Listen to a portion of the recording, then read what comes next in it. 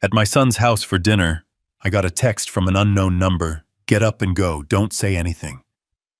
I obeyed. Minutes later, the police knocked on their door. They tried to frame me as mentally incompetent to steal my $20 million land. But they forgot one thing: they didn't just steal my retirement. They stole the exact amount I had set aside for the IRS. And you never ever mess with the IRS. I am Owen Mitchell, 73 years old, and I am sitting in a glass cage. They call this a dining room, but to me it's a cage.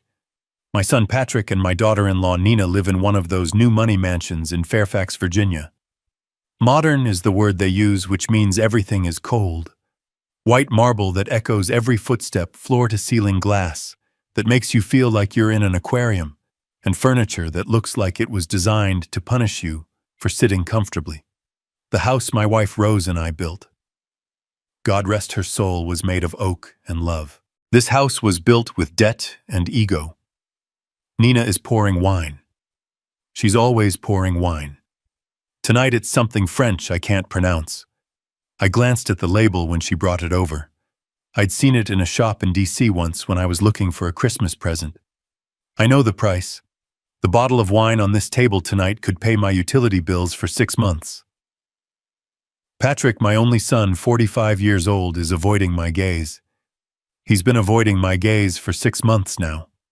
I'm a retired contractor. I've worked with numbers and materials my entire life. I can smell financial desperation from a mile away. And this house right now stinks of it. "How is the lamb, Dad?" Nina asks. Her smile is practiced professional. It never ever reaches her eyes.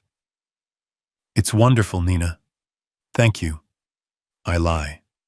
It's over-seasoned. My Rose, she only ever needed salt, pepper, and garlic. Patrick clears his throat. It's a nervous tick he picked up when he went into finance. "Dad," he begins. Nina places her hand on his. It looks like a gesture of support, but I know better. It's a command. "Say the lines." "Dad." Patrick tries again. "Nina and I have been thinking a lot about the future." I set my fork down. Here it is. The pitch. The well has run dry, and now they need to tap the old man. "You know," Nina slides in, smooth as silk. "Patrick has been working so hard, but the market, it's just so volatile." Volatile. That's what they call losing bets. I know Patrick has been messing with high-risk investments. I've seen mail from lenders I don't recognize. "We know you're still sitting on, a fair bit," Patrick says, finally looking at me. His gaze isn't that of a son asking for help. It's that of a collector. Nina smiles, ready for the kill. "Dad, we were thinking..." Bzzz. A single dry vibration from the old phone in my pocket. I hate technology, but I keep it on me. It's an old flip phone Rose bought me years ago for emergencies. I guess this qualifies. I glance at Patrick and Nina. They are poised, expectant. They smell money. I slowly pull the phone out, flipping it open under the table. One new message. From an unknown number. There's no greeting, no name. Just 8 words in capital letters. "Get up and go, now. Don't say anything to your son." My heart gives a single hard jolt. Not a heart attack, I had my physical last week, but a jolt of pure, cold adrenaline. For a second, I just stare at the glowing letters. "Dad," Nina asks, and the artificial sweetness in her voice is starting to thin. "Did you hear us?" I look up. I see Nina smiling her shark smile. I see Patrick anxiously scratching his neck. Instinct. 50 years on construction sites teaches you to recognize when a wall is about to go. When you hear that little crack, you don't stand there and analyze it. You don't yell. You move. I push my chair back, the legs scraping loudly on the marble floor. Patrick flinches. "Dad, what's wrong?" "Medicine," I mumble, patting my chest pocket. "My pills, I think I left my heart pills in the truck. Annoyance flashes across Nina's face, interrupted right before the close, before it's replaced by a mask of performative concern. Oh my God. Do you need help, Patrick? Call 911. No, I snap. No, I just need air and the pills. I'll be right back. Let me get them for you, Patrick says, starting to rise. No, I say louder this time. You sit. I know where they are. I'll be right back. I turn my back on them. I don't walk fast.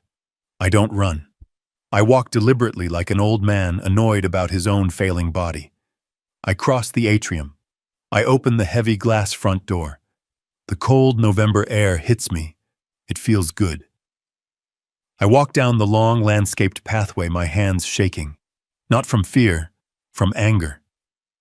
I get to my old F1S0 parked behind their matching German SUVs. I open the door. I slide into the driver's seat. And I do not start the engine. I do not put the key in the ignition. I just sit. I turn off the dome light.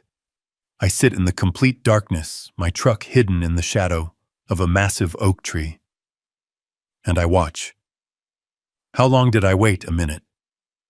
2. It felt like an eternity. And then I saw it. A Fairfax County police cruiser. No sirens. No flashing blue and reds. It just glides up, silent as a shark, and stops directly in front of Patrick's house. My blood runs cold. This is it.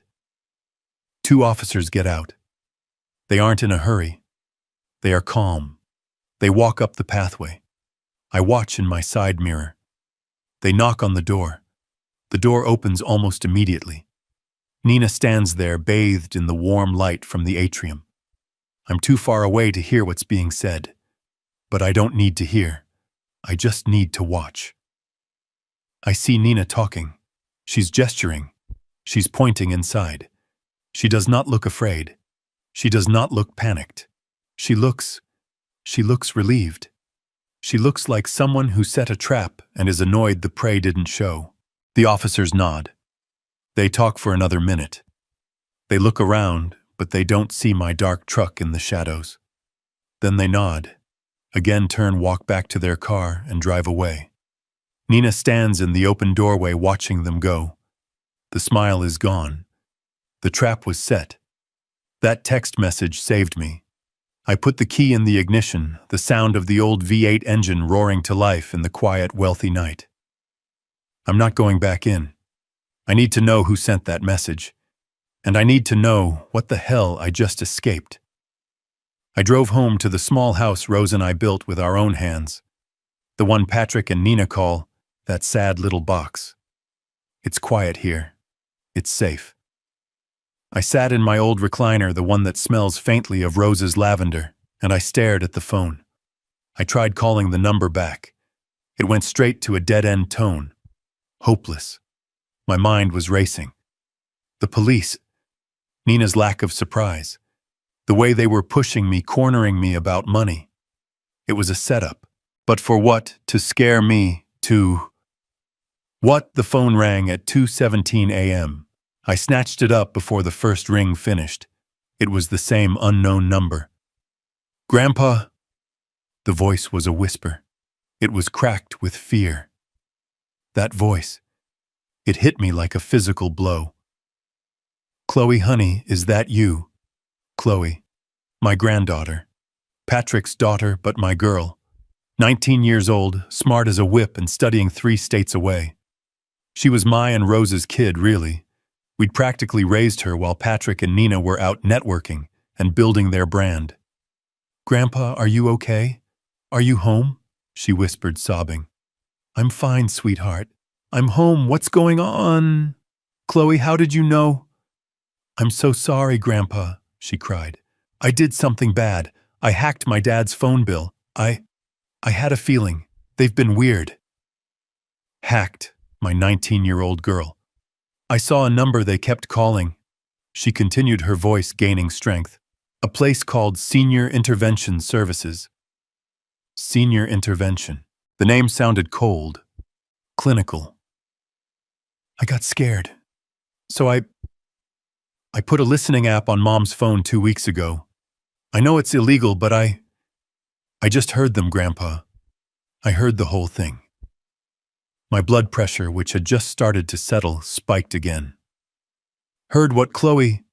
The plan, she said, her voice breaking. It was for tonight.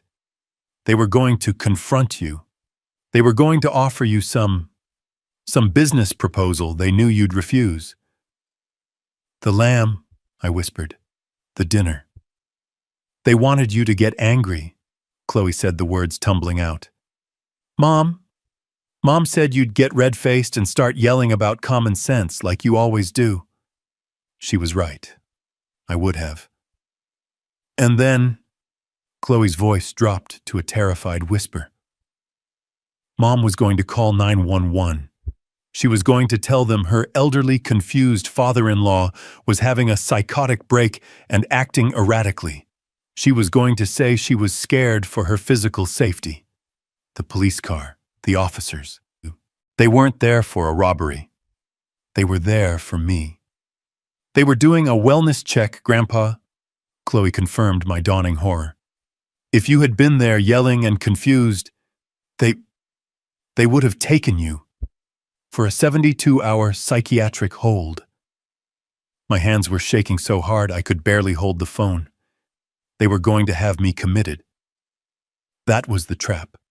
That was the first step to declaring me mentally incompetent, to taking everything. I tried to call you, she sobbed, but your phone was off. I drove to my friend's dorm. I used her phone to send that text. I didn't know if you'd get it. I just prayed. You saved me, Chloe, I said, my voice thick. Honey, you saved my life. It's not just that, Grandpa, she said, and the fear was back in her voice, sharp and immediate. What else? That's why I hacked their accounts in the first place. My tuition payment. It was declined. What do you mean declined? I paid your tuition for the whole year back in August. I know, she said, but I got an alert. My student portal. It's locked. The payment was clawed back. Grandpa, they locked me out of my college fund. The college fund I had set up. The one I was the sole administrator on. But that's not possible, I said. I'm the only one with access. Grandpa, she said, her voice small. I think you need to check your main accounts, not just my college fund. All of them, right now. I hung up the phone. The silence in the house was absolute. Chloe's voice, that terrified, sobbing whisper, check your main accounts, right now, was echoing in the empty room louder than any shout. My hand was steady as I placed the old flip phone on the table. That's what scared me. I wasn't shaking. I wasn't panicked. I was cold. A deep, penetrating cold that started in my gut and spread outward, numbing my fingertips. I stood up from my recliner. The old springs groaned in protest. I didn't run. I walked. I walked down the short hallway of the house Rose and I built with our own 2 hands. The walls are covered in our life. Patrick, 8 years old, missing his 2 front teeth, holding a Little League trophy. Chloe in her kindergarten cap and gown, grinning a gap-toothed smile that was all Rose. And a picture of Rose and me, 20 years old, standing on the bare patch of land that would become our home. I stopped at the small desk in the corner of the living room. Patrick and Nina bought me this computer last Christmas. To stay connected, Dad, Patrick had said, clapping me on the shoulder. To manage your finances. I remember Nina smiling. It's all online now, Dad. It's so much easier. I looked at the machine. I hate this damn thing. But I learned to use it. I learned to use it to pay my bills, to check the weather, and to manage the nest egg. The nest egg. 50 years. 50 years of getting up before the sun. 50 years of swinging a hammer in the August humidity and digging foundations in the January frost. 50 years of back-breaking work, of calloused hands, of sacrificing vacations so we could put something away. Rose and I, we weren't flashy. We didn't take the trips to Aspen that Nina obsesses over. We didn't drive the German cars that Patrick leases. We saved. We built a life and we built a fund. $850,000.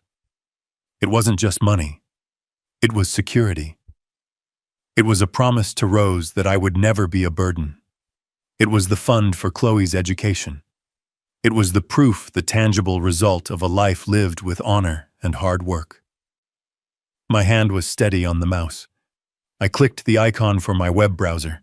I clicked the bookmark Patrick had so helpfully set up for me. Fidelity Investments. The login page loaded. Username omitchell73. My fingers moved over the keys. Password. My password was Rose1975. The year we bought the land. The year our life truly began. I hit the enter key. The little blue circle on the screen spun and spun. Loading. My pulse was a slow, heavy drum in my ears. I realized I wasn't breathing. I forced the air out of my lungs. "Don't be a fool, Owen," I whispered. "Chloe's a kid. She's just scared. The tuition thing is a glitch, a bank error." The page loaded. My name was at the top. "Welcome, Owen." And underneath it, my total portfolio value. I stared at the number. I didn't understand. The decimal point must be in the wrong place. It had to be a glitch, a website error. This was a mistake. I blinked. I leaned closer to the screen, the bright white light stinging my old eyes. The number did not change. $12.30. I didn't yell. I didn't cry. I didn't punch the wall. I just sat there. I stared at the screen, a strange, quiet ringing starting in my ears. $850,000. Gone. My contractor's mind kicked in. The part of me that doesn't panic but analyzes the damage. Facts first, emotions later. I clicked on the Activity tab. And there it was. The history of my life's work being dismantled. It wasn't one transaction. It was a systematic, brutal execution. A withdrawal. $50,000. 10 months ago. Another. $25,000. 9 months ago. $10,000. $40,000. $100,000. Page after page. A steady, merciless drain. All marked as authorized transfer. All transferred to a single holding company I had never heard of. PNN Ventures. PNN. Patrick and Nina. The dates. I looked at the first withdrawal. 10 months ago, the day after my hip surgery. The day Nina came to the hospital. "Just some routine papers, Dad," she'd said, her voice full of that fake sympathy. "Just in case, so I can help pay your electric bill and manage things while you're on the pain meds." I was lying in that bed, foggy from the morphine, grateful for her help. I remembered her holding the thick stack of documents. "Sign here, and just initial here." A durable power of attorney. I didn't just give them permission to pay my electric bill. I gave them the keys to my entire life. They stole it, all of it. They stole 50 years of my sweat and Rose's sacrifice. They used her name, Rose1975, to log in and bleed us dry. And tonight, the dinner, the police, the wellness check. It all crashed into place. This wasn't a new plan. This was the end of their plan. They had the money. They were just waiting for me to find out. And they had an answer ready for when I did. They were going to have me declared incompetent. They were going to make me the crazy old man. When I finally screamed, "They stole my money," the world would only pat me on the head, slip a sedative in my applesauce, and say, "Of course they did, Owen. Now let the nice doctor help you." They had left me $12.30. An insult. An oversight. Or just the crumbs they couldn't be bothered to scrape up. It didn't matter. The coldness in my gut solidified. It turned from ice to steel. They thought they had left me with nothing. They were wrong. They left me with $12.30, and they left me with a purpose. They had started a war, and I am a man who knows how to build, and I know how to tear things down foundation first. I didn't sleep. You don't sleep when your life's work has been vaporized. You don't sleep when you realize the people you fed, housed, and loved have just executed a plan to destroy you. At 8 a.m. on the dot, I walked through the glass doors of the local bank branch, the same bank I'd used for 40 years. The lobby was quiet, just the hum of the lights and the click of a teller's keyboard. I wasn't angry, not anymore. That had burned out around 4 a.m., leaving behind something much colder, much harder. I was a contractor standing on the site of a building that had collapsed overnight. I was there to assess the damage and find out which support beam had failed. A young man in a suit that was slightly too tight for him hurried out of his office. "Mr. Mitchell, Kyle," he said, holding out a clammy hand. "You called Kyle." I'd seen him around. He was the new branch manager. He looked nervous. He should be. "I'm here to report a theft," I said, my voice flat. I didn't sit down. $850,000 from my 401k. Kyle swallowed. "Mr. Mitchell, please come into my office. Let's review the accounts." He led me into a small glass room. He sat. I stood. "I've already reviewed them," I said. "PNN Ventures. Every cent. I want to know how you let it happen." Kyle's face went pale. "Mr. Mitchell, I assure you I looked into this as soon as your name appeared on my morning schedule. The transactions. They are all legal." "Legal." The word felt foreign. "Legal. A man's life savings being drained by a company he's never heard of. That's legal." "Sir," Kyle said, his voice dropping. He was scared. He fumbled with a file on his desk, pulling out a single document. He slid it across the desk to me. "We have this on file." I picked it up. It was a photocopy, but it was clear enough. Durable power of attorney. And at the bottom on the signature line, a shaky, spidery scrawl that I recognized. Owen Mitchell. It was my signature. And just like that, the bank office dissolved. I wasn't standing in front of Kyle. I was lying in a hospital bed. The smell of antiseptic and stale coffee. The rhythmic, annoying beep of the heart monitor. The dull, heavy throbbing ache in my right hip, a constant reminder of the titanium replacement I'd just received. 10 months ago. I was 72, groggy and floating on a warm, comfortable cloud of morphine. The door to my room had opened. "Nina."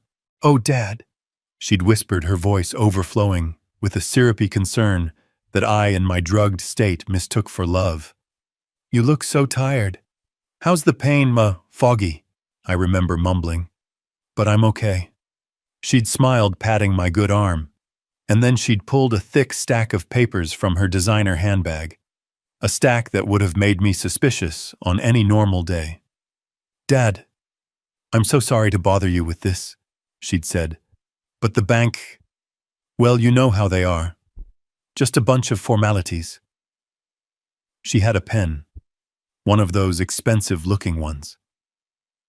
"What is it?" I'd asked, my eyes struggling to focus. "Oh, it's a just-in-case form," she'd said, breezing past the words. "It's just so I can help you. You know, to make sure your electric bill gets paid, your property taxes.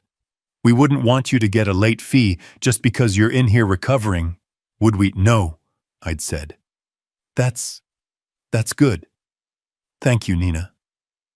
"Of course," she'd cooed. She'd fanned the papers out. "It's a lot of nonsense, mostly. Just sign here and initial here." I remember my hand shaking. The pen felt heavy. "Oh, you're all wobbly." She'd laughed a light tinkling sound. Here, let me help you. She had guided my hand. My signature on that day was barely a scribble. And here, and one last one. Here. What? What is this one? I'd asked, pointing at the top page. I'm sure I saw the words, power of attorney. Oh, that's just the main form, she'd said, not missing a beat. It gives me permission to talk to the electric company on your behalf. They won't even talk to me otherwise. It's just for emergencies, Dad. Just while you get back on your feet. I'd signed, and a wave of relief had washed over me. Relief from the paperwork and a deep gratitude. Thank you, Nina, I'd mumbled, sinking back into the pillow. You're a good girl, taking care of this old man. Always, Dad, she'd said, gathering the papers. Always, I blinked. The hospital room vanished. I was back in the bank. Kyle was watching me, his expression a mix of pity and corporate caution. I was holding the document, the weapon. She told me, I said, my voice quiet, it was to pay my electric bill. Kyle looked down. He had no answer. A durable power of attorney, I said, reading the words I had been too drugged to comprehend. It didn't just give her permission to talk to the power company. It gave her the power to be me, to act as me, to sell, to buy, to liquidate, to steal, legally. I carefully folded the document and put it in my coat pocket. I see, I said. Mr. Mitchell. Kyle started, if you believe you were incapacitated when you signed, you can file a complaint with. No, I said, cutting him off. You've been very helpful, Kyle. I turned and walked out of his office. I walked past the tellers, past the welcome mat, and out into the cold morning air. I finally had it. The last piece of the puzzle. They hadn't just robbed me. I had let them. I had signed my own death warrant in a morphine haze, all because I trusted the smile of a woman who shared my son's bed. She hadn't just stolen my money. She had stolen my trust. She had used my love for my family as the crowbar to break open the safe. And now they had to be shown what a real man does when his foundation is attacked. You don't just patch the hole. You rebuild. And you make damn sure the ones who tried to tear you down are never in a position to hold a hammer again. I didn't drive home. I couldn't. The little house Rose and I built was a place of peace, of memory. This was not a day for peace. This was a day for war. My hands were solid on the wheel of my old F-150. The coldness that started in the bank had settled into a hard, dense point in the center of my chest. I drove past the new shiny towers of glass and steel where people like Patrick and Nina made their phantom money. I drove to an old brick building on a side street, the kind with radiators that hiss and windows that actually open. The faded gold leaf on the second-floor window read, Joseph Russo, Attorney at Law. Russo isn't the kind of lawyer Patrick would ever hire. He doesn't have a view. His office doesn't have a receptionist offering sparkling water. It has a secretary, Gloria, who's been with him for 40 years and looks like she could break a man with a single disappointed stare. His office smells of old paper, worn leather, and coffee that's strong enough to strip paint. Russo handled the will when Rose passed.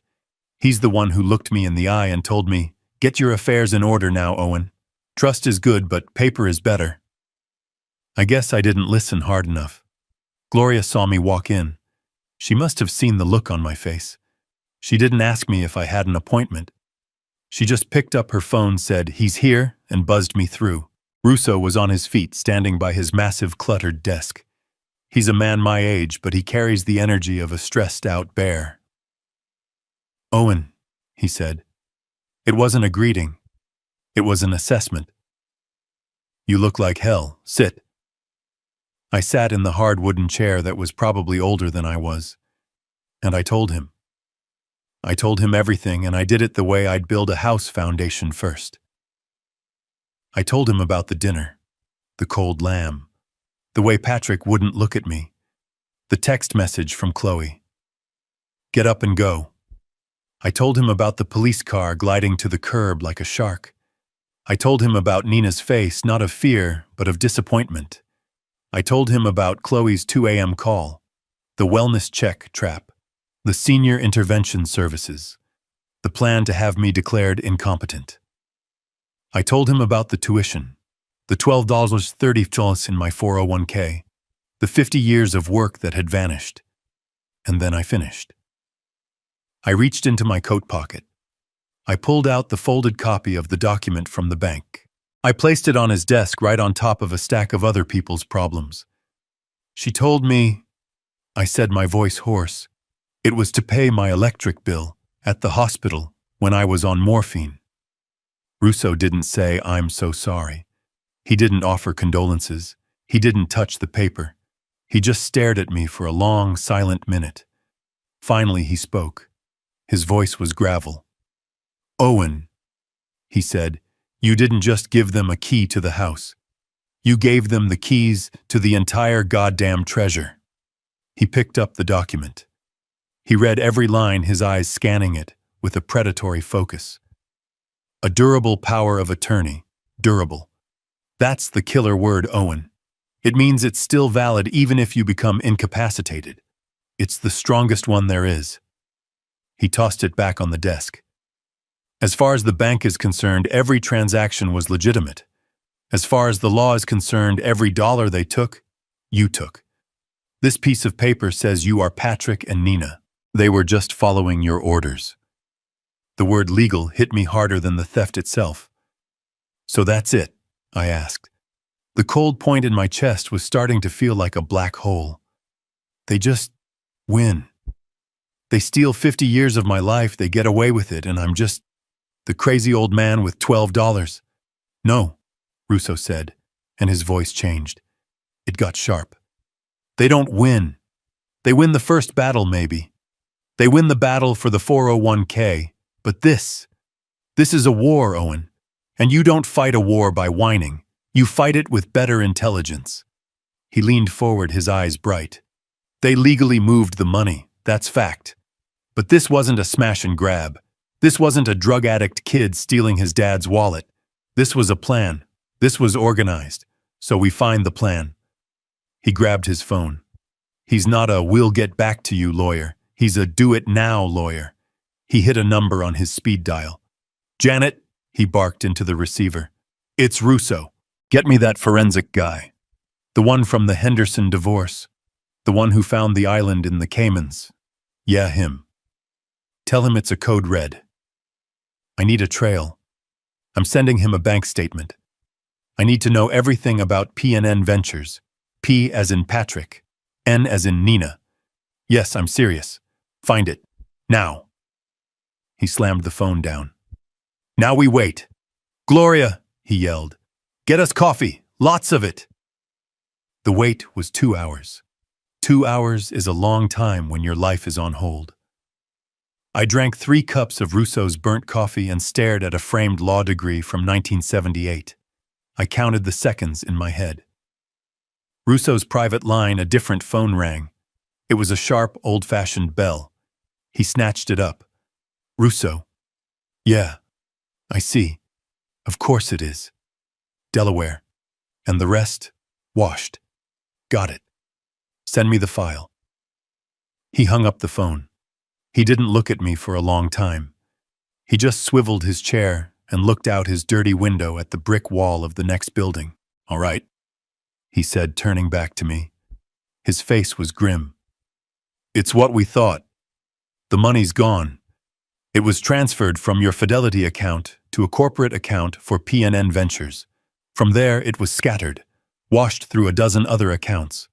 Most of it is probably offshore by now. It's clean. It's gone, Owen. I felt the last bit of air go out of my lungs. But, Russo said, holding up one thick finger, here's the part I don't get. Here's the piece that doesn't fit. He tapped the notes he'd scrawled. They didn't just drain it. They took a very specific amount. $850,000. Exactly. They left the $12. He looked me right in the eye. The hunt was on. This wasn't just to pay off gambling debts, Owen. This is too precise. It's a number with a purpose. The question is, what the hell do they need $850,000 in clean cash for? All at once. I was still in my truck parked in the driveway of my own house. I hadn't gone inside yet. I was staring at the steering wheel, replaying Russo's words in my head. Gone, Owen. Washed. $850,000. The phone in my pocket vibrated, rattling against the worn fabric of my jeans. I looked at the screen. Patrick. Of course. They had failed to get me committed. They had failed to ambush me. Now they were moving to phase 2, the damage control, the next phase of the con. I let it ring. Once. Twice. A third time. I needed to get my head right. I couldn't be the Owen who just left Russo's office, the man armed with lawyers and forensic accountants. I had to be the Owen they expected. The confused, heartbroken, frail old man they had tried to trap last night. I took a deep breath, let it out slow.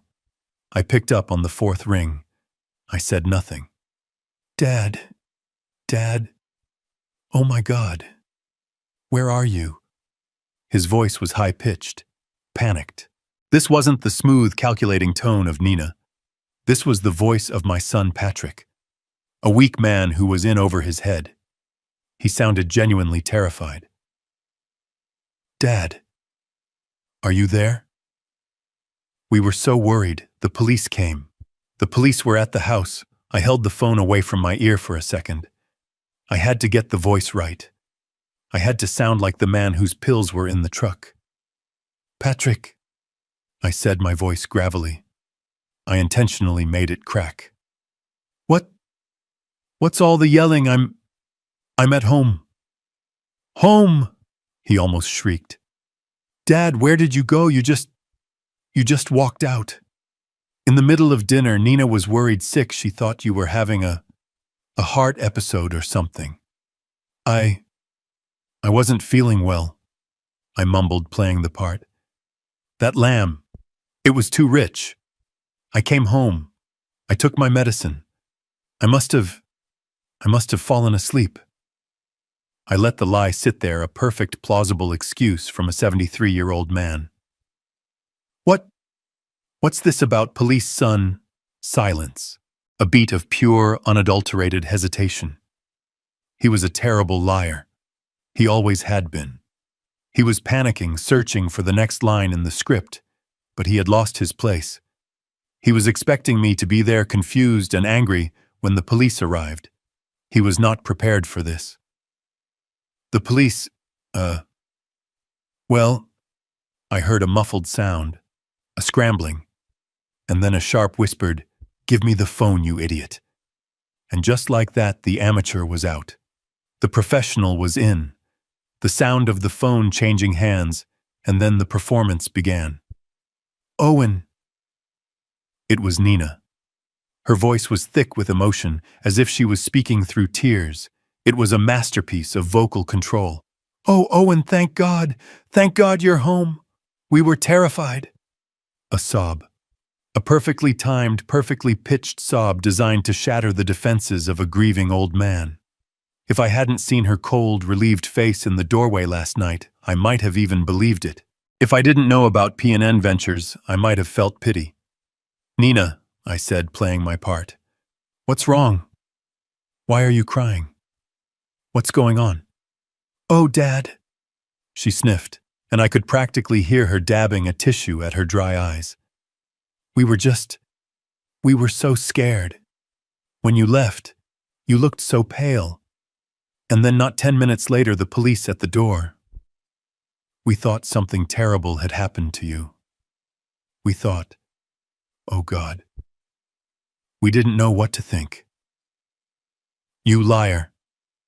The words formed in my head, cold and sharp. You knew exactly what to think. You're the one who called them. You were just angry your trap was empty. But I said nothing. I just made a small, confused sound. The police go saw, but why Chomo? We don't know, Bao. She lied again, seamless. They said they got an anonymous tip about a disturbed elderly man at our address. Can you imagine someone must be playing a horrible joke? She was good. She was covering her tracks, blaming an anonymous tip in case I ever investigated. She took a shuddering breath. But Dad, maybe it was a blessing in disguise. What? What do you mean? Because we have to tell you something. We were going to tell you last night. That's what we were trying to do. That's why we wanted to have this nice dinner. But, oh God, it's all such a mess. I stayed silent. I let her spin the web. I let her hang herself with her own lies. It's Patrick, she whispered as if she was sharing a terrible, painful secret. Oh Dad, he made some mistakes. Some bad business decisions. I pictured Russo's face. What do they need $850K for? He got in. Deep. Nina continued, her voice breaking beautifully. With some very, very bad people, Dad. People who don't care about the law. They were threatening us. Threatening our home. Threatening... Her voice caught. Threatening Chloe. And there it is. The master stroke. The final turn of the screw. Use my granddaughter. Use the one person in that family I truly love as a human shield for their own greed. The coldness in my chest flared into a white-hot point of rage. But I banked it. I swallowed it. I let the confused old man stay in control of my voice. Chloe, I whispered. They threatened Chloe. We didn't know what to do. She wailed, the tears flowing freely now, a torrent of crocodile tears. We were drowning. Patrick was a wreck. He was going to lose everything. The house, the family. Our family, Dad. So, she said, her voice dropping as if in shame. I had to do something. We had to do something. We had no choice. Here it comes. The big lie. The one that's meant to cover the $12.30. We had to borrow from your retirement fund. Borrow. The word just hung there. Not steal, not embezzle, not commit felony-level fraud against a trusting old man who was lying in a hospital bed.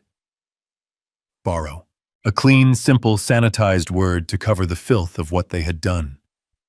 We knew you'd help us if you understood, she cried, the words tumbling out.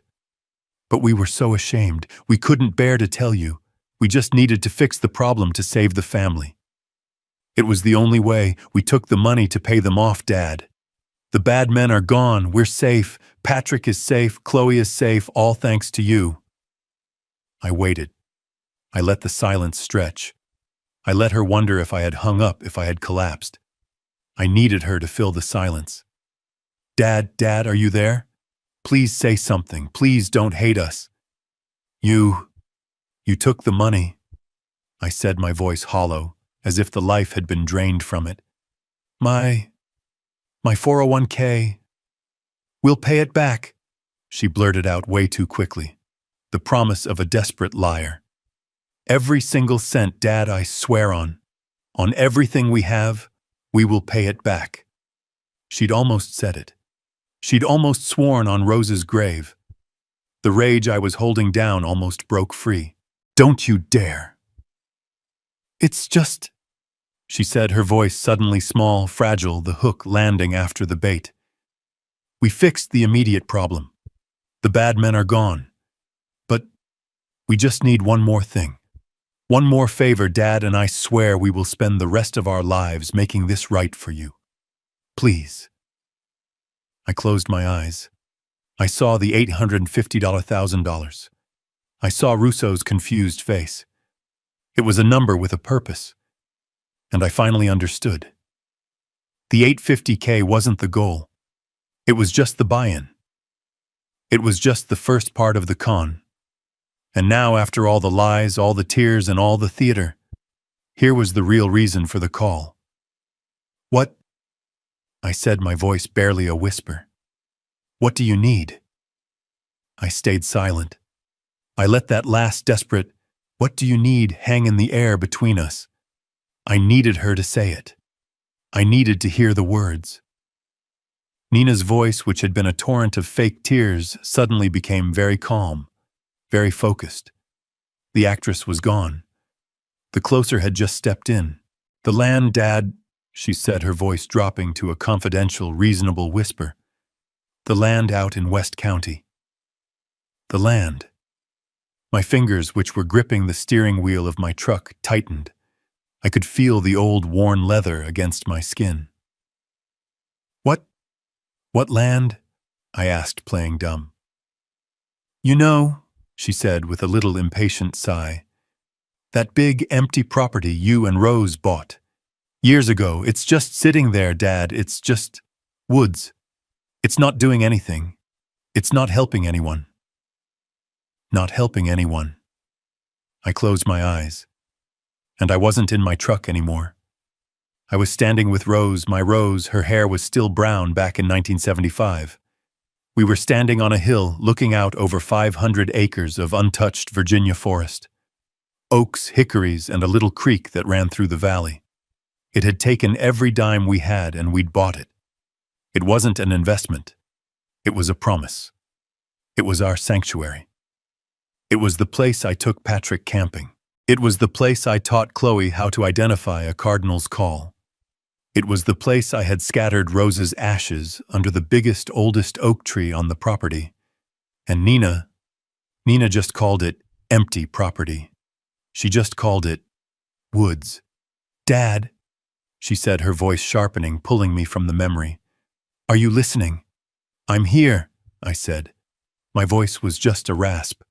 "It's the solution, Dad," she said, her voice brightening again, sensing the close. "It's the only way we can make this right. We sell it. We sell the land, we pay you back the $850,000, we pay off the last of Patrick's mistakes, and we're free. The family is whole again." There it was. The hook. They had borrowed $850K. Now they were offering to pay it back by selling an asset of mine worth $20 million. The math was obscene. It was the logic of a predator. They'd steal $1 from my right pocket, then offer to give it back to me by taking $100 from my left. And the change, the $19 million left over, that would just conveniently be managed by them. "Think about it, Dad." She pushed her voice full of false enthusiasm. "You could finally relax. You could stop worrying about that big empty house, all that land. You could move in with us into the new guest wing. We'd take care of you. We want to take care of you." The cage. The glass cage they had offered me last night. That was my reward for giving them my entire legacy. A room in their marble mausoleum. To be taken care of. Like a pet. Or a prisoner. "The land," I said, my voice thick with an emotion she would mistake for grief and confusion. "Nina, that's Rose's place." "I know, honey. I know," she said, her voice dripping with that poisonous sympathy. "And don't you think Rose would want this? She would want the family to be safe. She would want Patrick to be okay. She would want you to be taken care of. This is what she would have wanted." That was the one. The one line too far. Using my dead wife's memory to justify the desecration of her sanctuary. The white-hot rage I had been banking the cold steel in my chest, it all focused into a single sharp point. But my voice remained the old man's. I have to think, Nina," I whispered. This is too much." "Of course, Dad. Of course," she said, her voice smooth, confident. She knew she had me. She thought she'd won. You think about it. But don't think too long. We need to move fast. For the family. She hung up. I sat in the silence of my truck. The hook was set. They wanted the land. They hadn't just stolen my 401k. They had stolen the exact amount of money I had told Patrick in passing that I had set aside. The money I'd calculated to the dollar that I would need to pay the capital gains tax when I finally sold the property. And now I finally understood. This was the true trap. They didn't just want the land. They wanted to leave me with nothing, not even the $12. This was the end game. I ended the call with Nina. My hand was rock steady. The feigned tears, the borrowing, the one more favor, it all clicked into place. It was a number with a purpose. Russo had said it. $850,000. My son and his wife weren't just thieves. They were architects. I didn't call Chloe. I didn't sit and stare. I hit the number 1 speed dial on my phone. The line clicked. Russo. He didn't say hello. They want the land, I said. My voice was flat, cold. What land? Russo barked. What did they say? The land, the West County property. There was a sharp intake of breath on the other end of the line. Russo knew my finances. He'd handled Rose's will. He knew exactly what the land meant. Owen, he started, but I cut him off. They want me to sell it. I said the words coming out clear and precise. Nina just gave me a whole performance. Crying, begging. Said they borrowed the 401k to pay off loan sharks who were threatening Chloe. Said they'd pay me back every cent. All I have to do is sell the land. Russo was silent. But I knew what he was doing. He was a man who thought in spreadsheets and legal clauses. He was running the numbers. I explained it to him anyway. I had to say it out loud to give voice to the sheer diabolical brilliance of their plan. You know what that land is, Russo. Rose and I bought it in 1975. 500 acres of nothing but forest. We paid pennies for it. It was our place. It was our promise. I looked out the truck window at the asphalt of my driveway. I could see the creek. I could smell the pine needles after a rain. I could see Rose's face as she watched a hawk circle overhead. It was our legacy, I whispered. And now, I said, my voice hardening, because Fairfax has sprawled all the way to hell and back, that empty property is sitting on a new highway interchange. It's not worth pennies anymore. It's worth $20 million. Owen, don't you dare, Russo started. They know, I said. That's the point. They know. And then I laid the final piece. The one piece Russo couldn't have known. The piece that made the entire horrifying picture complete. Russo, I said, that money they stole, the $850,000 from my 401k. It's gone, Owen, washed. I know, I said, but it wasn't my retirement money. Not really. I mean, it was, but it had a job. What job? A few months ago, I mentioned to Patrick. Stupid. I mentioned I was thinking of selling the land, paying the tax, and giving the rest to a conservation charity in Rose's name. He asked me how that worked, how much tax you'd pay on a sale that big. I closed my eyes. The shame of my own blind trust was like a physical weight. Russo, that $850,000, that was my tax money. I had that exact amount calculated down to the goddamn cent sitting in that liquid 401k account. It was the money I had set aside specifically to pay the federal and state capital gains tax the moment the sale went through. Silence. A long, heavy, terrible silence on the other end of the line. And then a single soft, "Oh my God." Russo saw it. It's not a coincidence, is it? I said, my voice dead. It's a trap, Russo whispered. It's a goddamn tax trap. I laid it out piece by bloody piece. Step 1. I said like a contractor reading a blueprint. They know I have a $20 million asset, and they know I have the $850K in cash to pay the tax on it. Step 2. They steal the tax money. They use that document to liquidate my 401K and wash the cash. They take my tax payment completely off the board. Step 3. They call me. They cry. They feed me a story about loan sharks and saving the family to justify the borrowing. They get me scared. They get me emotional. Step 4. They pressure me. One more favor, Dad. Sell the land. Sell it now. It's the only way to save us. The only way to pay us back. Step 5. I said the words tasting like ash. I sell. The $20 million check clears. I'm sitting on a mountain of cash. I took a breath. And then what, Russo? What happens the next day? The IRS. Russo's voice was grim. The IRS sees a $20 million capital gain, and they see no tax payment. They want their cut, and they want it now. And I can't pay it, I said, because my tax money, my $850,000, is gone. It's in a bank in Delaware under PNN Ventures. They'll freeze you, Russo said, his voice rising. The second you miss that payment, the IRS will lock down everything. They'll put a lien on the $20 million. They'll freeze your bank. They'll freeze your house. They'll freeze your $12.30. You'll be paralyzed, buried in penalties, drowning in legal trouble. And then I delivered the final killing blow, the checkmate. And right when that happens, I said, right when the confused old man is panicked, screaming that the IRS is taking everything, who steps in to help? I could hear Russo's sharp intake of breath. Them, I said. Patrick and Nina. They'll swoop in. Don't worry, Dad. We'll handle the lawyers. We'll manage the accounts.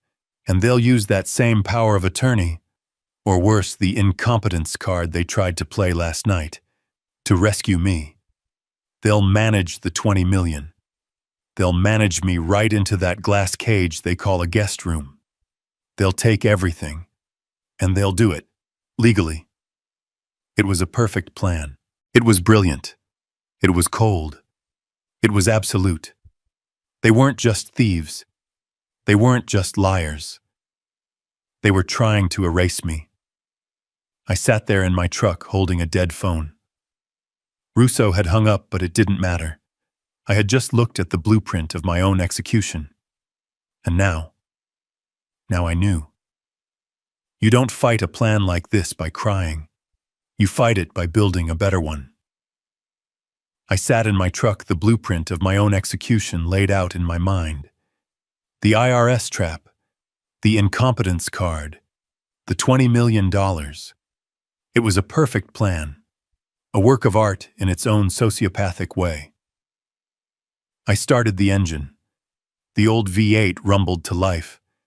They thought they were building a cage for me. They were wrong. They were just giving me the blueprints. And I'm a contractor. I know blueprints. I know how to find the load-bearing wall. I know where the weak points are. And I know how to set a demolition charge. I picked up the phone. I hit speed dial 1. Russo, he answered. He sounded like he'd been pacing. Owen. What's next? I'm drafting a revocation for that POA right now. We'll have it filed in an hour. No, I said. My voice was calm. The cold, hard point of steel in my chest was now my guide. What do you mean, no? He barked. They have the keys to the kingdom, Owen. We have to lock the damn door. You're right, I said. They have the keys, and a thief with a key is arrogant. They don't check the locks. If we revoke that paper right, Mo, they'll know. They'll know I'm onto them. The plan will change. They'll panic. They'll disappear. The money will be gone for good. Owen, that's a hell of a risk, Russo said, his voice low. It's a hell of a trap, I countered. Russo, they want the land. They just called and asked for it. They're not just thieves, they're greedy. They're not happy with $850K. They want the whole $20 million. And greed Greed makes people stupid. Greed makes them sloppy. I took a breath. So here's the new plan. You and I, we do nothing. We let them think I'm the broken, confused old man they tried to trap last night. We let them think I'm falling for their save the family story. We're going to let them lead us right to the finish line. And then what? Russo asked. And then, well, I said, I'm going to give them exactly what they want. I'm going to give them the land. Went silence. I could hear Russo breathing on the other end of the line. Owen, he said, and his voice was full of genuine concern. Have you lost your mind? No, Joe, I said, using his first name for the first time in years. I've just found my footing. Don't file the revocation. Not yet. Just wait for my next call. We're playing this out. I hung up before he could argue. I took one more deep breath.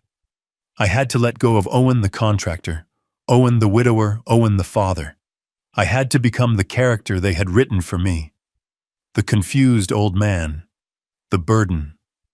The man who was too old to worry. I found Nina's number in my phone. I pressed the call button. My hand, which had been steady, I intentionally made shake. I put the phone to my ear, and when I spoke, I let all the air out of my voice. I made it tremble. It rang twice. She picked up instantly. She was waiting. Dad, she said, her voice sharp. Is everything okay? Did you think about it? I made a sound. A small wet sound. A sniffle. A sob. Dad. Nina. I whispered, and I let my voice crack, filled with a lifetime of engineered sadness. Nina, you're right. I let that hang there. I'm right about what, Dad?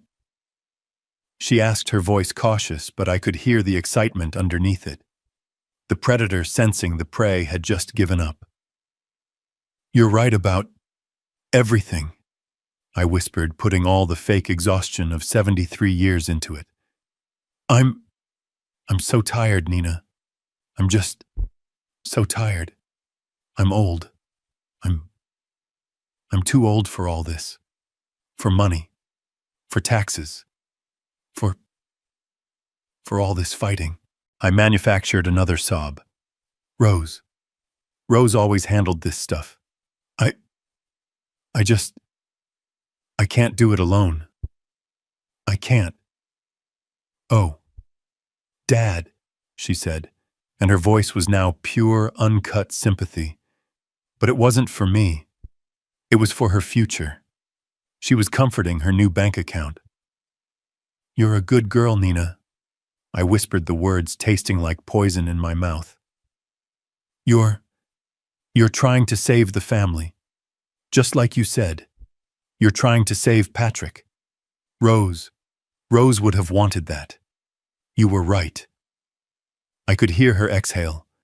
A sharp gasp of victory. I had just handed her the moral justification she needed. The land, I said, my voice sounding weak and thin. The land in West County. You're right. It's just woods. It's just sitting there. Rose is gone. It's just holding on to ghosts. It's not helping anyone. Oh, Dad, she breathed. You're doing the right thing. The right thing for everyone. You sell it, I said, a tear of pure, unadulterated acting rolling down my cheek. You and Patrick, you take the land. You do what you have to do. You fix this. You pay back the money you borrowed, and you take care of the rest. You manage it. I'm too old. I'm done. The dam broke. Oh, Dad. Yes. Thank you. It wasn't a whisper. It was a cheer. The mask was off. The triumphant, greedy, victorious woman was on full display. She wasn't even hiding it. Thank you. Thank you, Dad. You won't regret this. This is the right choice. This solves everything. Oh God. Patrick will be so relieved. I could hear her on the other end, already calculating her share of the $19 million. You just tell me what to do, I said, playing the final card of the beaten man. You set it up, Nina. Whatever papers. You set it up. I'll sign. I just want it to be over. Of course, she said, her voice all business now, all efficiency. The tears were gone. The executive was here. Don't you worry about a thing. I'll handle it all. In fact, I could hear the clicking of a computer keyboard in the background. She was already working. In fact, she said, I already spoke to our lawyer. Just in case you agreed. Just to see what our options were. Our lawyer. Not my lawyer, hers. He's all ready for us, Dad, she said, her voice a sugary sweet poison. He's drawn up the papers. A simple transfer. It just moves the land into a new trust. One that Patrick and I can manage for you to make the sale easier. It's just a formality. Okay, I whispered. Whatever you say, honey. Can you do Friday? She asked. This Friday at 10 a.m. That fast. 3 days. They weren't just greedy. They were in a hurry. His office is in Tyson's, she said. I'll text you the address, 10 a.m. Just you, Dad. We don't need to bother anyone else with this. We'll just keep it in the family. Keep Russo out of it is what she meant. I took a final shaky, defeated breath. Okay, Nina, I said. Friday, 10 a.m. You're a lifesaver, Dad, she said. You're the best. Yeah, I said, and I hung up the phone. I sat in my truck for a full minute. The performance was over. The actor was gone. The contractor was back. Friday, I said to the empty truck. 10 a.m. I started the engine. I had work to do. I had 3 days to build a trap. The call with Nina ended. I sat in my truck for a full minute, the engine rumbling. Friday, I said to the empty cab. 10 a.m. I put the truck in gear and drove. I didn't go home. I went straight back to the brick building, straight back to Russo. I walked past Gloria. She just nodded like she was expecting me. I walked into Russo's office. He was on the phone yelling at someone. He saw my face, held up a finger, and then said into the phone, "You heard me. Do it." He slammed it down. "Well," he barked, "you look like you just saw a ghost." "I just invited one in," I said. "I'm playing the part, Joe. I'm the confused, broken old man. I'm tired.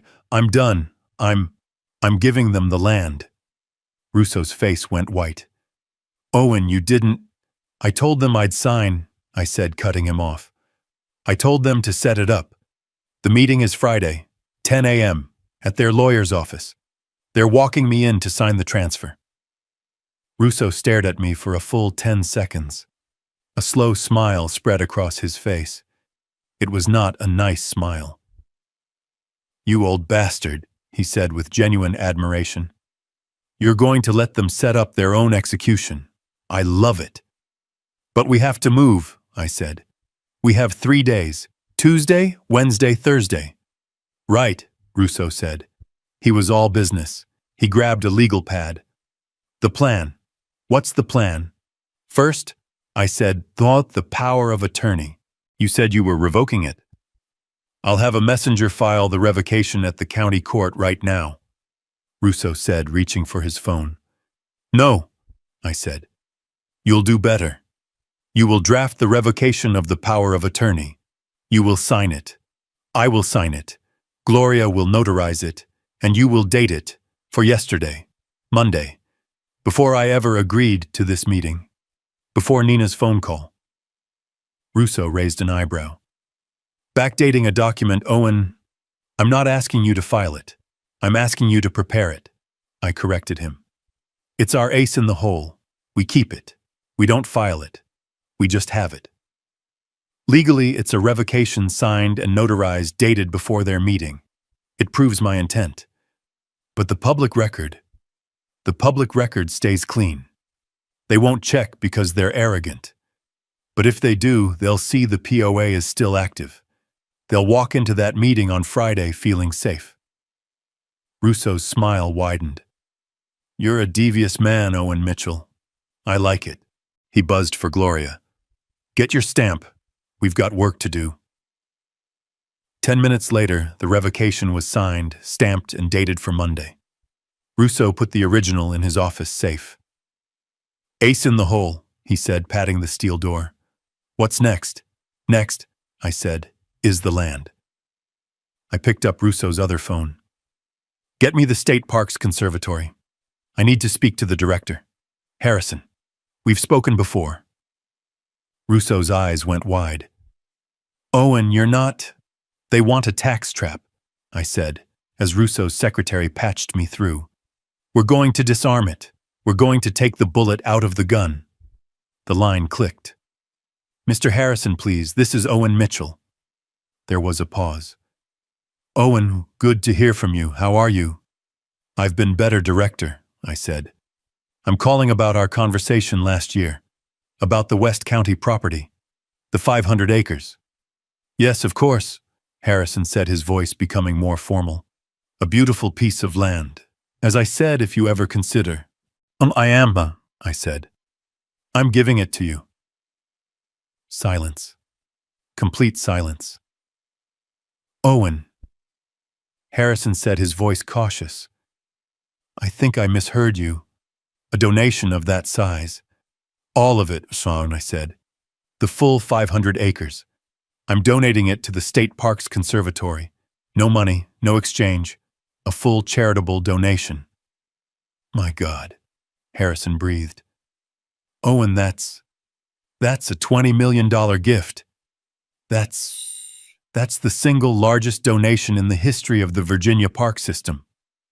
I have 2 conditions, I said, my voice like iron. Yes, anything, Harrison said. First, I want it named. The Rose Mitchell Memorial Preserve. Done, Harrison said, his voice thick with emotion. It would be an honor. Second, I said, and this is the hard one. It has to be done. Not talked about. Not in committee. I mean signed, sealed, delivered, and filed with the county recorder by 5 p.m. this Thursday. The silence was back, but this time it was tense. Owen, Harrison said, that's impossible. A land transfer of this magnitude. The state legal department, the title searches the environmental reviews. It takes months, sometimes years. You have 3 days, I said. Tuesday, Wednesday, Thursday. My lawyer is Joseph Russo. He's sitting right here. He has the original deed from 1975. He has the surveys. We will give your team everything you need. You want this land, you get it done by Thursday. Otherwise, the deal is off. I was bluffing, but he didn't know that. This is a tax trap, Owen, Russo whispered to me, his hand over the receiver. You give this away, you get a massive tax deduction. You won't owe the IRS a dime. You'll be getting a refund for the rest of your life. I nodded. That was the point. Harrison came back on the line. Mr. Mitchell, Owen, my team is already on their way. Send us what you have. We'll make it happen. We will not sleep. Good, I said. Neither will we. I hung up. Russo looked at me. Do you have any idea what you just started? A race, I said, and we're not going to lose. Wednesday was a blur. It was a hurricane of paper. Russo's office became a war room. He brought in 2 other lawyers from his firm, land use specialists, who looked like they hadn't seen sunlight in a decade. The state sent their top 3 attorneys. The conference table was buried in maps, deeds, and title reports from 1975. I sat in the corner, drinking burnt coffee and signing my name. Mr. Mitchell, we need you to sign the initial grant deed. Mr. Mitchell, this is the affidavit of clear title. Mr. Mitchell, this is the environmental waiver. My hand, the one that had held a hammer for 50 years, was cramping. I felt like I was signing my life away. You are Owen, Russo said, dropping another file in front of me. You're signing the old one away. Now this one. This is the statement of donation. You need to write in your own words why you are doing this, for the record. And he handed me a pen. I wrote. I wrote about Rose. I wrote about the promise we made in 1975. I wrote about the creek and the old oak tree and the hawks. I wrote that this land was her soul and that it belonged to everyone, not to the greed of a few. As I was finishing, my cell phone rang. My personal phone. The flip phone. It was Patrick. My blood ran cold. I motioned to Russo, who went silent. I stepped into the hallway. I had to be the old man. I had to be the victim.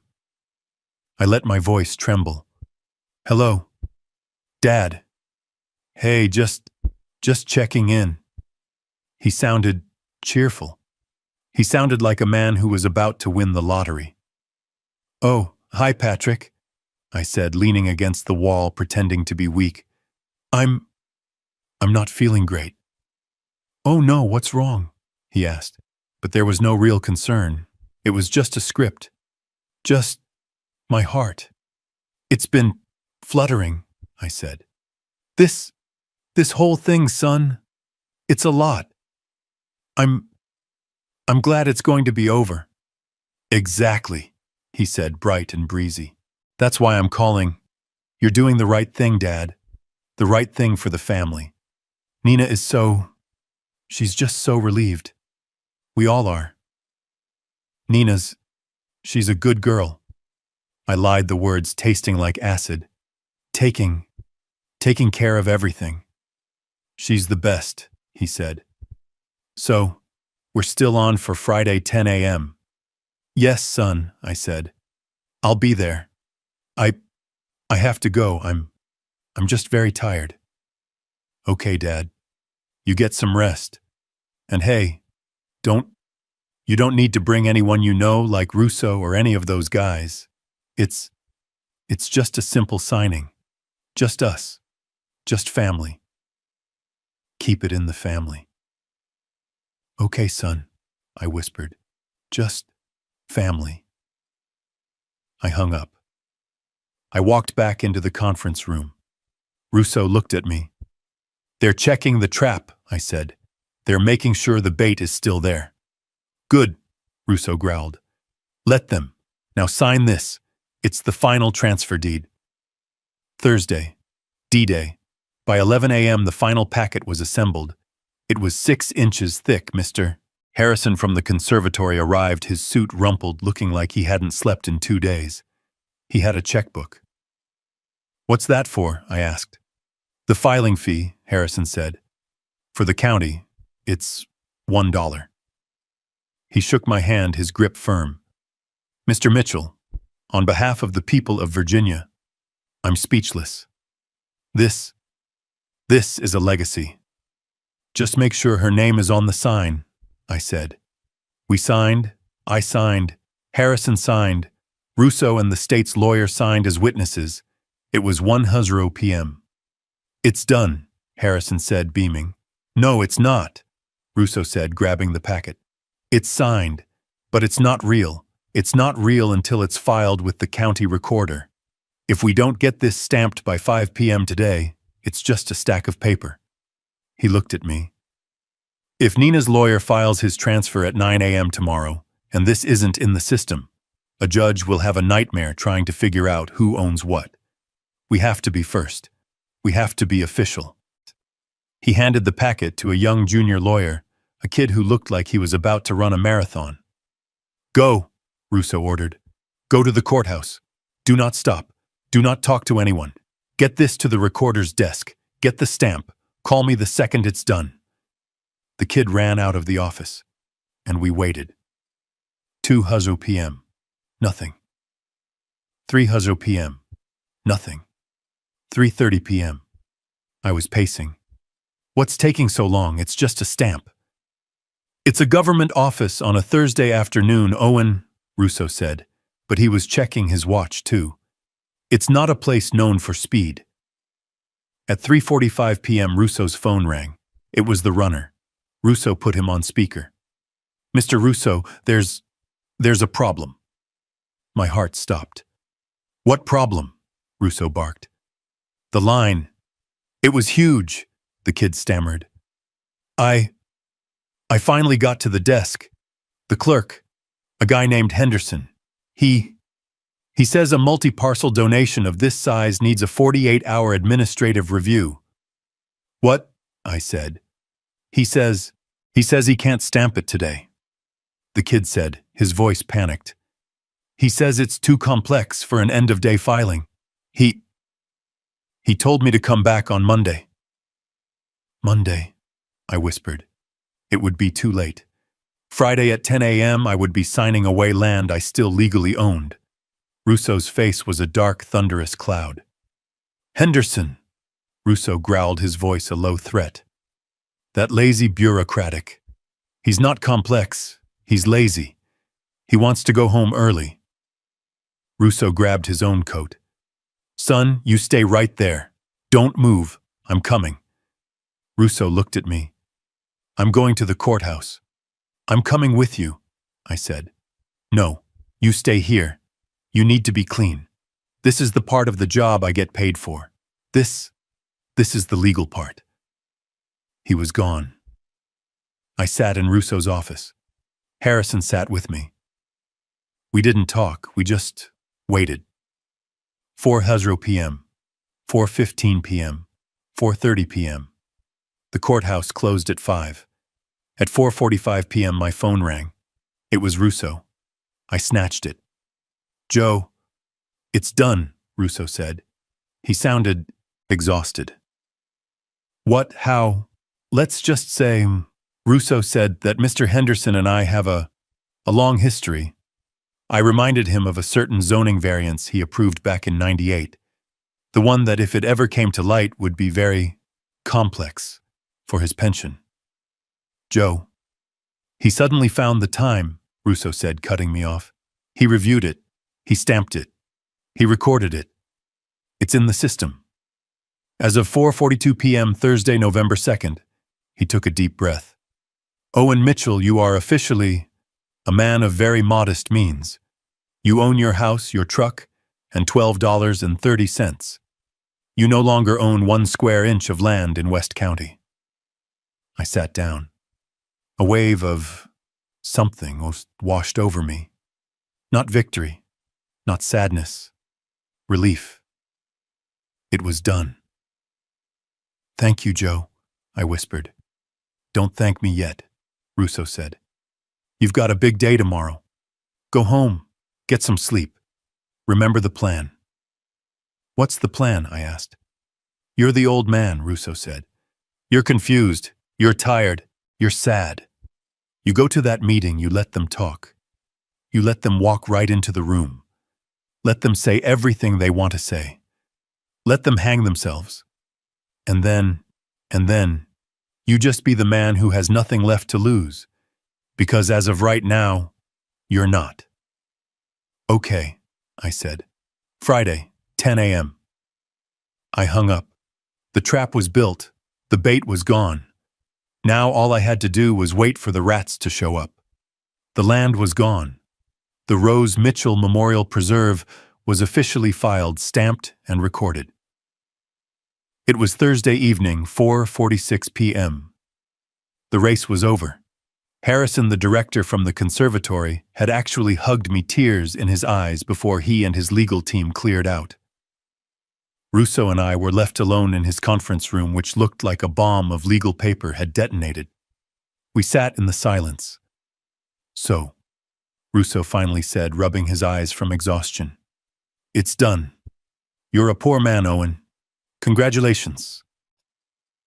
I'm a man who's $12.30 richer than I was this morning, Joe, I said. I felt light. The $20 million target was gone. I had taken it off the table. But it's not over.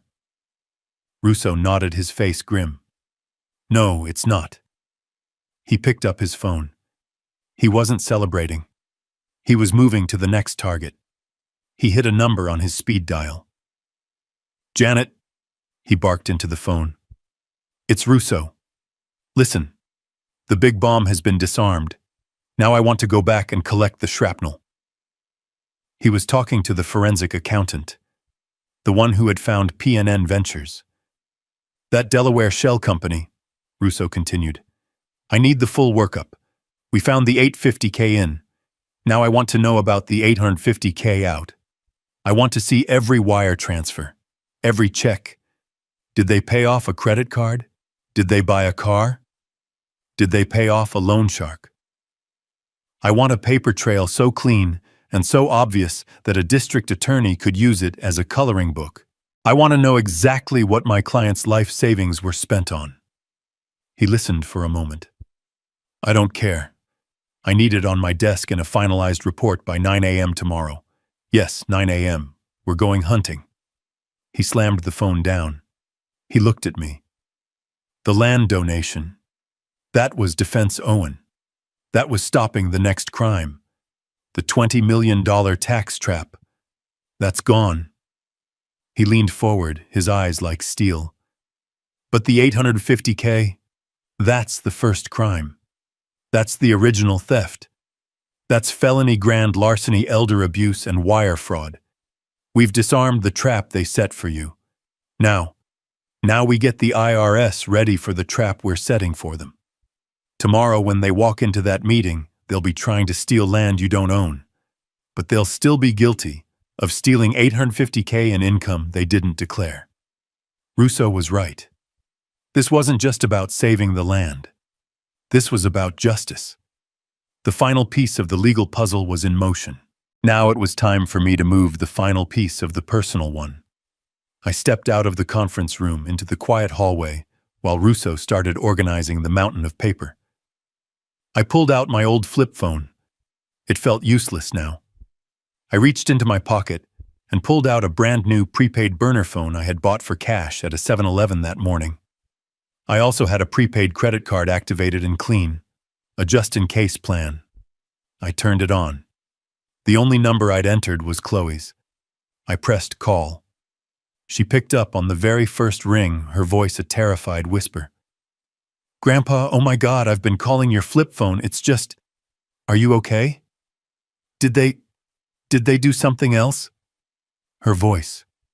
That brave, scared voice that had saved me. It cut right through the cold, calculating contractor I had been for the last 3 days. Chloe, I said, and my own voice was softer. I'm fine, sweetheart. I'm more than fine. I am fixing it.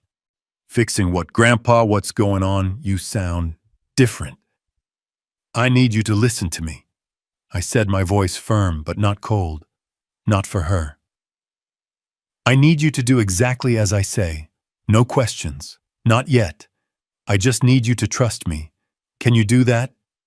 Of course, Grandpa, she said without hesitation. Always. Good girl, I said. I'm sending a text message to your phone. It has a credit card number in it. It's new. It's clean. They don't know about it. I want you to go online right now and book the first flight you can get from your university airport to Reagan National.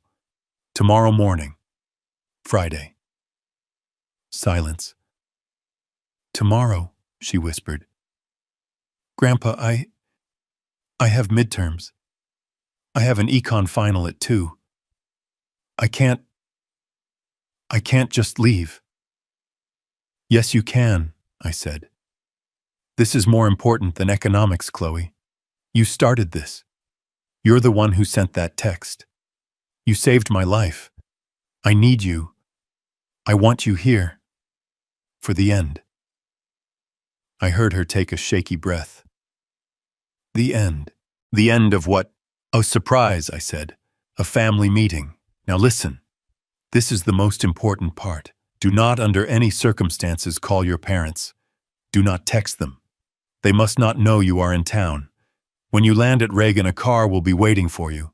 The driver's name will be Russo. He's one of Joe's men. He will be your security. Security, Grandpa, you're scaring me. It's just a precaution, I said.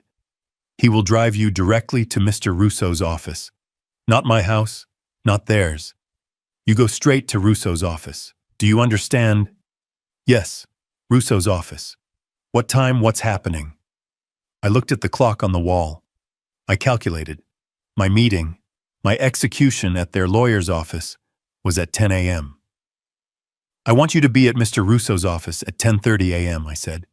Not a minute before. 10:30. Why so specific? Grandpa, what happens at 10:00? At 10:00, I said, your father and I have a final business meeting.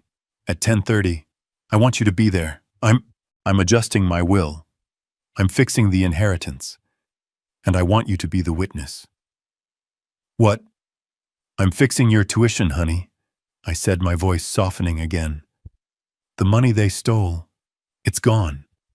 But I'm fixing everything. You just be there. Be the future Chloe. Okay, Grandpa, she said.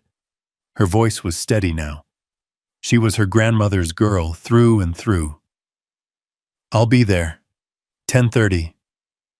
I love you, Chloe. More than you know. I love you too. I hung up the phone. The final piece was set. The legal trap, the land, and now the heir. All the pieces were on the board. Friday, 10 a.m. The game was on. Friday, 10 a.m. I walked into the lobby.